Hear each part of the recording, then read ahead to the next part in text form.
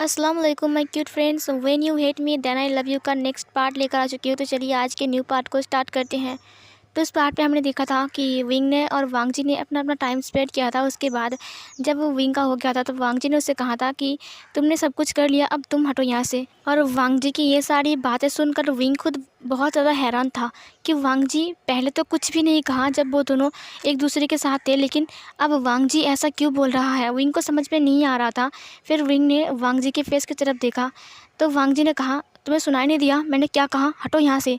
Wing उसके ऊपर से हटता है। हटने के बाद वो वांग जी की तरफ देखने लगा। वांग जी उठ गया और फिर उठकर वो अपनी शर्ट को उठाता है। उठाने के बाद वो अपने कपड़े को लेकर वॉशरूम के अंदर गया। विंग ने अपना ड्रेसअप किया, उसे समझ में नहीं आ रहा था कि वांग जी को क्या हुआ है। वांग जी वहाँ से बाहर आया और बाहर आने के बाद वो वहाँ से जाने लगता है। विंग ने उसके हाथों को पकड़ा। उसने कहा, लंजा तुम्हें क्या हुआ है। लन वांग जी उसकी तरफ मुड़ते हुए कहा, मेरा हाथ छोड़ो। विंग ने कहा, तुम्हें क्या हुआ है, अभी तो तुम ठीक थे ना, तुम तो मेरे साथ थे, अब तुम्हें क्या हो गया। वांग जी ने कहा, मुझे कुछ नहीं हुआ है। अब मैं तुम्हें एक बात बताऊं, बच्चे उठने से पहले चले जाओ यहाँ से। विंग ने कहा, चले जाओ मतलब कहाँ जाऊँ मैं तुम्हें और बच्चों को लेने आया हूँ। वांग जी ने अपने हाथों को झटके में छुड़ा लिया। उसने कहा, लेने आए हो, लेकिन क्यों, तुम्हें किसने कहा लेने आने के लिए, और तुम्हें किसने कहा कि हम तुम्हारे साथ जाएंगे। विंग ने कहा, लंजा तुम ऐसे बात क्यों कर रहे हो, थोड़ी देर पहले तो हम इंटीमेट हो रहे थे, तभी वांग जी ने कहा, हाँ तब तुम अपनी हवस मिटा रहे थे, इसीलिए मैंने तुम्हें कुछ नहीं कहा। विंग ने कहा, लन वांग जी ने कहा, ये सच है ना विंग कि तुम इस सब के लिए यहाँ पर आए हो, तुम्हें यही चाहिए था ना विंग, अब तुम्हें मिल चुका है तो प्लीज़ जाओ यहाँ से, मुझे और मेरे बच्चों को अकेला छोड़ दो। मैं और मेरे बच्चे तुमसे दूर रहना चाहते हैं, हम खुश रहना चाहते हैं, तुम जाओ यहाँ से, बस हम यही चाहते हैं। और तुमने जो चाहा तुम्हें मिल गया ना विंग, मेरी बॉडी को यूज़ कर लिया तुमने, अब जाओ यहाँ से, प्लीज़ जाओ यहाँ से। विंग ने कहा, बॉडी को यूज़ कर लिया, तुम्हें क्या यही लगता है कि मैं तुम्हारे साथ ये सब करने के लिए यहाँ पर आया था। वांग जी ने कहा, और नहीं तो क्या, तुम बच्चों के सामने भी ये सब कुछ कर रहे थे। विंग ने कहा, तुम मुझसे नाराज़ थे, इसीलिए मैं बस तुम्हें प्यार करना चाह रहा था, इसका मतलब ये नहीं है कि मैं तुम्हें ये सब के लिए यहाँ पर आया हूँ। वांग जी ने कहा, ठीक है अब तुम जा सकते हो, मुझे तुम्हारी कोई ज़रूरत नहीं है और ना ही मेरे बच्चों को है तुम्हारी ज़रूरत, तो प्लीज़ जाओ यहाँ से, हमें अकेला छोड़ दो। ये बोलकर वांग जी अपने बच्चों के पास जाकर सो गया। विंग वहाँ पर रोने लगा। विंग बहुत ज़ोरों से रो रहा था, वांग जी भी रो रहा था, लेकिन उसने विंग को कुछ भी नहीं कहा। उसे पता था कि विंग रो रहा है, लेकिन वो चाहता है अब विंग से दूर जाना। वो नहीं चाहता है कि वो दोबारा से हर्ट हो, वो नहीं चाहता है कि उसके बच्चे दोबारा से हर्ट हो, वो अकेला अपने बच्चों को संभाल सकता है। विंग यहाँ पर बहुत ज़्यादा रो रहा था और वांग जी उस कमरे में बैठा हुआ था, सोया हुआ था अपने बच्चों के साथ। फिर सीन चेंज होता है, हमें सुबह का सीन दिखाया जाता है। सुबह वांग जी की आँख खुलती है और वांग जी धीरे से उठता है। उसने देखा कि उसके बच्चे उठ गए हैं और बेड पूरा खाली है। वांग जी ने बिस्तर को हटाया, वहाँ से रूम को क्लीन किया और ख़ुद भी क्लीन हुआ। उसके बाद वो बाहर आता है। उसने देखा कि बाहर बच्चे नहीं हैं, किचन की तरफ से बच्चों की आवाज़ आ रही है। वो जब किचन के पास जाते हैं तो उसने देखा कि बच्चे वहाँ पर खेल रहा है और विंग किचन के अंदर खाना बना रहा है। वांग जी ये देखकर हैरान था कि उसने विंग को कहा था घर जाने के लिए, लेकिन विंग घर नहीं गया है, वो किचन में क्या कर रहा है। तुरंत विंग ने वांग जी को देखा। उसने कहा, गुड मॉर्निंग लंजा। वांग जी ये देखकर हैरान था, इतना इंसल्ट करने के बाद कोई इंसान ऐसे मुंह उठाकर उसे गुड मॉर्निंग कैसे बोल सकता है। वो विंग की तरफ ही देख रहा था। विंग ने कहा, लंजा ब्रेकफास्ट रेडी हो गया है, तुम चाहो तो बैठ सकते हो, अभी कर लो। वांग जी को कुछ भी समझ में नहीं आ रहा था। बच्चों ने कहा, मम्मी चलो ना साथ में ब्रेकफास्ट करते हैं। बच्चों ने वांग जी के हाथों को पकड़ा और उसे बिठा दिया। वो लोग फ्लोर में बैठ के ही खाते हैं, इसीलिए वो लोग फ्लोर में बैठ गए। विंग खाना सर्व कर रहा था। विंग की पूरे फेस पर आटा और हल्दी लगी हुई थी, क्योंकि विंग खाना बना रहा था। इसीलिए ब्रेकफास्ट में विंग ने बहुत कुछ बनाया था और फिर उसने सर्व भी किया। जब वांग जी ने उसका फेस देखा तो उसे हंसी आ गई, लेकिन उसे अपने आप की हंसी को रोकना पड़ा। सिजुए ने हंसते हुए कहा, अली पापा आप कितने फ़नी लग रहे हो। ये बोलकर सिजुए और ईवान दोनों ही हंसने लगते हैं। विंग ने कहा, तुम लोग हंस क्यों रहे हो, क्या मेरे फेस पर कुछ लगा हुआ है। वांग जी ने अपनी हंसी को रोकते हुए कहा, नहीं तो। फिर सिजुए ने कहा, अरे मॉम दूध क्यों बोल रहे हो। पापा आपको पता है आपके फेस पर ना क्या लगा है, वो आटा और हल्दी लगा है आपके फेस पर, और आप देखने में ना बहुत फ़नी लग रहे हो। विंग ने कहा, क्या सच में। और फिर उसने अपने बच्चों की तरफ देखा और उसने वांग जी की तरफ देखा। वांग जी अपनी स्माइल को छुपा रहा था। लेकिन वांग जी को बहुत ज़्यादा हंसी आ रही थी विंग के फेस को देखकर। फिर उसने अपनी खाना को सर्व करते हुए कहा, देखो मैंने पहली बार खाना बनाया है, इसीलिए मुझे पता नहीं है कि तुम लोगों को कैसा लगेगा। जैसा भी लगे प्लीज़ बताना, ठीक है।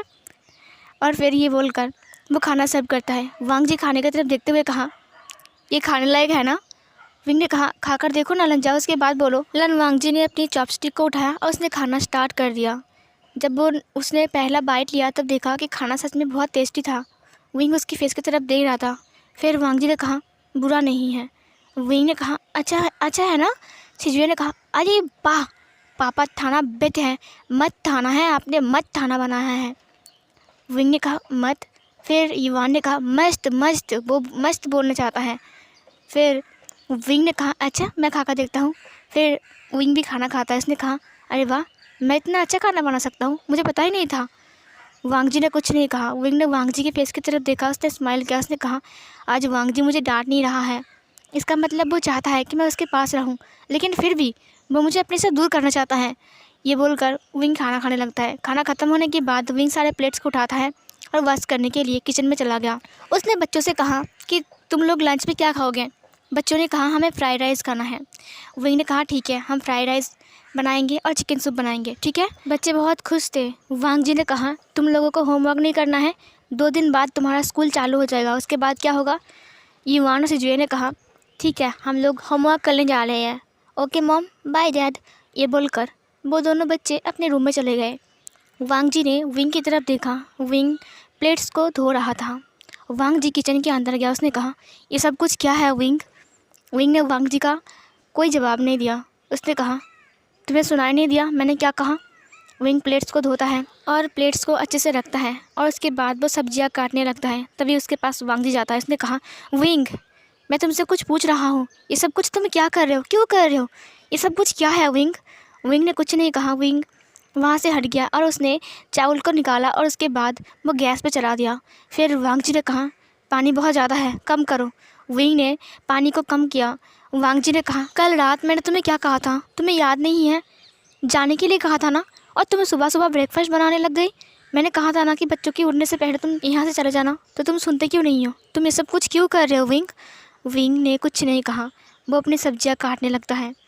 फिर वांग जी ने उसके हाथों को पकड़ लिया। उसने कहा, विंग, मैं तुमसे बात कर रहा हूँ और एक बहरे की तरह तुम सब कुछ सुन रहे हो। विंग ने कहा, तो क्या करूँ। फिर वांग जी ने कहा, क्या करूँ मतलब, मैंने कल क्या कहा तुम्हें कि चले जाओ यहाँ से, मुझे कोई ज़रूरत नहीं है और खाना मैं बना सकता हूँ, तुम्हें किसने कहा खाना बनाने के लिए। विंग ने कहा, बच्चों को स्पाइसी फूड पसंद नहीं है ना, या फिर उन्हें स्पाइसी फूड पसंद है। वांग जी ने कुछ नहीं कहा। वांग जी ने कहा, क्या तुम मुझसे मजाक कर रहे हो। विंग ने कहा, मैं तो अपने बच्चों के लिए खाना बना रहा हूँ, क्यों। वांग जी ने कहा, तुम ऐसा क्यों कर रहे हो विंग, तुम्हें किसने कहा ये सब कुछ करने के लिए। मैंने कल कह दिया तुम्हें कि चले जाओ यहाँ से, हमें अकेला छोड़ दो, लेकिन फिर भी तुम हमारा पीछा क्यों नहीं छोड़ते हो। विंग ने कहा, छोड़ दूँ कैसे, मैं अपने बच्चों के साथ रहना चाहता हूँ। वांग जी ने कहा, तुम्हारे बच्चे, कौन तुम्हारे बच्चे। विंग ने कहा, युवाना सिजुए। वांग जी ने हंसते हुए कहा, विंग, शायद तुम भूल गए हो, एक दिन तुमने कहा था कि तुम कभी फादर नहीं बन सकते हो, और तुमने क्या कहा था कि जो मेरे टमी में है वो तुम्हारा नहीं है। अब तुम बोल रहे हो कि तुम्हारा बच्चे हैं, क्यों विंग, आखिर क्यों बोल रहे हो तुम। विंग ने कहा, देखो तब पता नहीं था मुझे कुछ, और गलतफहमी कुछ ऐसी चीज़ है ना जो मुझे समझाया गया था उस टाइम। वांग जी ने कहा, तुम्हें तो ओलिविया पर पूरा भरोसा था ना, तो उसके पास जाओ ना, मेरे पास क्यों आए हो। वांग जी ने जब यह कहा तब विंग ने अपनी आंसू भरी आंखों से वांग जी को देखते हुए कहा, तुम्हें क्या लगता है कि इतने साल में मैंने किसी और के साथ अपना टाइम स्पेंड किया है। तुम्हें लगता है कि इसी दौरान मैंने तुम्हें एक बार भी अपने दिल से निकाल पाया। हाँ, हमारे बीच एक दूरियाँ आ गई थी, 5 साल से हम लोग एक दूसरे से अलग हो गए थे, लेकिन मैं उसी तरह से तुमसे प्यार करता था जिस तरह से पहले से करता हूँ। वांग जी ने कुछ नहीं कहा। विंग ने कहा, तुम तो गए थे ना मेरे घर में, तुमने मेरे रूम को देखा ना, तुम्हारी हर एक चीज़ को संभाल के रखा था मैंने नहीं कहा था कि घर छोड़कर चले जाओ, तुम खुद चले गए थे, तुम्हें पता है। वांग जी ने कुछ नहीं कहा। वांग जी ने कहा, तुमने जो इल्ज़ाम लगाया था, तुम्हें लगता है कि वो बहुत छोटा है। तुमने क्या कहा था मुझे कि तुम कभी फादर नहीं बन सकते हो, इसका मतलब जानते हो तुमने मेरी मान मर्यादा के ऊपर उंगली उठाया था। विंग ने कहा, मुझसे गलती हुई थी ना, मैं अपने आप को कोस रहा हूँ इस गलती के लिए, मैं खुद को भी माफ़ नहीं कर पा रहा हूँ, लेकिन वो छोटे छोटे बच्चे, उन्होंने क्या गलती किया है। उन्हें भी हक है अपने फादर का प्यार अपने दिल में रखने का, अपनी अपनी लाइफ में अपने फादर को पाने का, लेकिन वो सिर्फ अपनी मोम के साथ रहेगा। क्या तुम्हें गलत नहीं लगता है? लान वांगजी ने कहा, मैं ही उसका फादर हूँ और मैं ही उन लोगों का मदर हूँ, इसीलिए तुम्हें कोई ज़रूरत नहीं है मेरे बच्चों के पास रहने की। विंग ने कहा, लेकिन मुझे ज़रूरत है, मुझे मेरे बच्चों के पास रहने की ज़रूरत है, मैं उनसे प्यार करता हूँ। वांगजी ने कहा, इतने साल तक कहाँ थे तुम? अपने बच्चों की ज़रा से भी याद नहीं आई? और आखिर क्यों क्यों अपने बच्चों को बच्चे मान रहे हो? तुमने तो खुद कहा था ना कि ये तुम्हारे बच्चे नहीं हैं। फिर विंग ने कहा, हाँ कहा था, मैंने कहा था। तब मैं अंधा बन गया था, मुझे कुछ दिखाई नहीं दे रहा था, पता नहीं मैं कहाँ डूबा हुआ था। पता है, जब मुझे पता चला कि ये मेरे बच्चे हैं तो मेरे दिल में कितना दर्द हो रहा था। ये बोलकर उसने लान वांगजी के हाथों को पकड़ लिया। लान वांगजी ने विंग की फेस की तरफ देखा। विंग रो रहा था बहुत ज़्यादा। विंग के आंसू वांगजी के हाथों के ऊपर गिर रहे थे। वांगजी ने कहा, ये रोना धोना बंद करो, ये मुझ पर असर नहीं होने वाले हैं। विंग ने कहा, मुझे पता है कि तुम एक पत्थर बन गए हो, लेकिन मैं फिर से तुम्हें वही वांगजी बनाऊंगा जो तुम पहले थे। वांगजी ने अपने हाथों को छुड़ा लिया। उसने कहा, बकवास। ये बोलकर वो पीछे मुड़ गया। विंग ने उसे पीछे से हक किया। उसने कहा, लंजा, क्या तुम मुझे माफ़ नहीं कर सकते हो? बस एक बार, इंसान से गलती होती है ना, मुझसे भी गलती हुई, क्या तुम मुझे एक और मौका नहीं दे सकते हो? बस एक बार माफ़ कर दो ना, उसके बाद देखो मैं तुम्हें कितना प्यार करता हूँ। मैं सच कह रहा हूँ, इस बार मैं तुम्हें हर्ट नहीं करूँगा। हर इंसान को एक बार मौका मिलता है, तो मुझे क्यों नहीं मिल सकता है? हाँ, मुझे पता है कि मैंने बहुत बड़ी गलती किया है, मेरी गलती का कोई माफ़ी नहीं है, लेकिन फिर भी मुझे मेरी गलतियों का एहसास हो चुका है।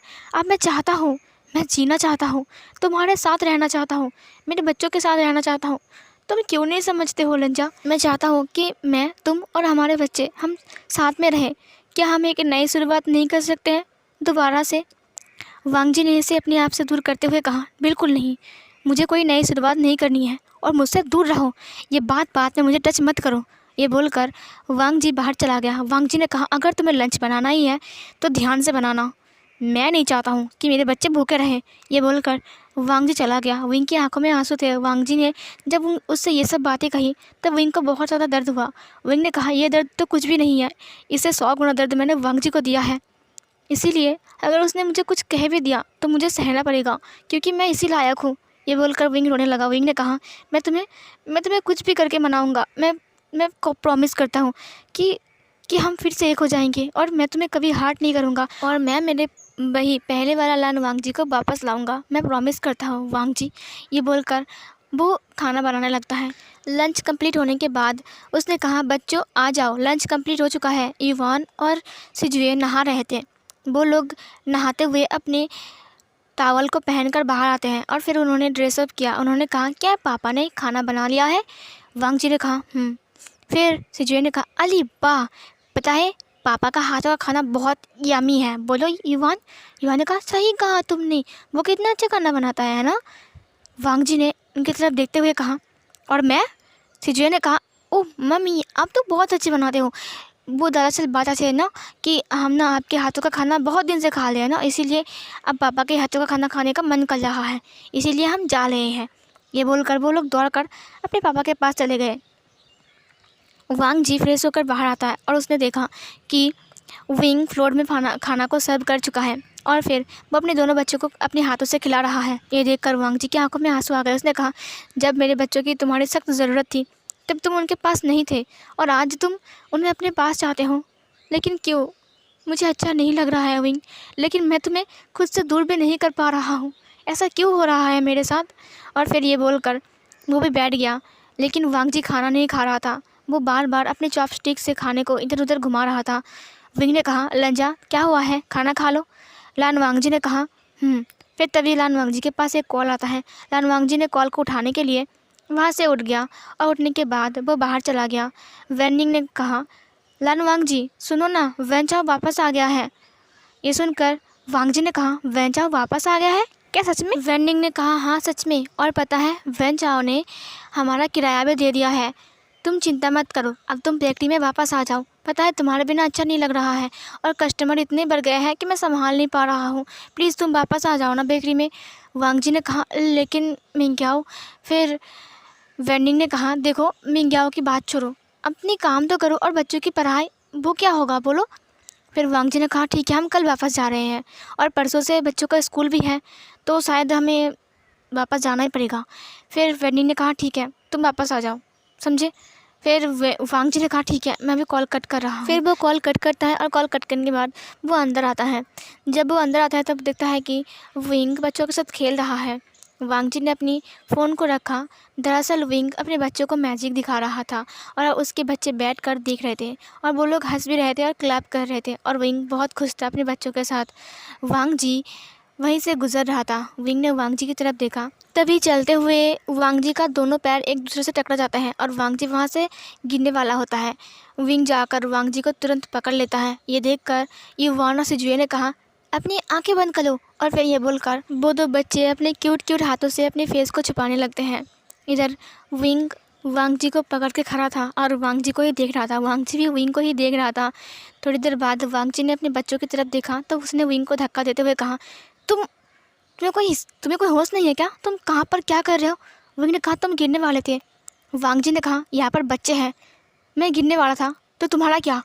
ये बोलकर वो विंग से दूर होता है और फिर विंग ने कहा लेकिन तुम गिर जाते हैं। वांग जी ने कहा तो तुम्हें क्या, तुम्हें तो एक बहाना चाहिए ना मुझे टच करने की। विंग ने कहा लन जाए, तुम कैसी बातें कर रहे हो?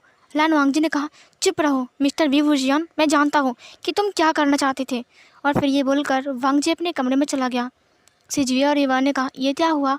फिर विंग ने कहा लगता है तुम्हारी मॉम मुझसे बहुत ज़्यादा गुस्सा है, इसीलिए मुझसे ऐसे गुस्से में बात कर रही है। चिंता मत करो, वो ठीक हो जाएगी, ठीक है।